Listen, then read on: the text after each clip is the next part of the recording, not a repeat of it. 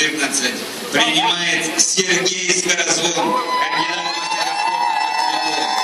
Он окончил Актюбинское высшее летное училище гражданской авиации.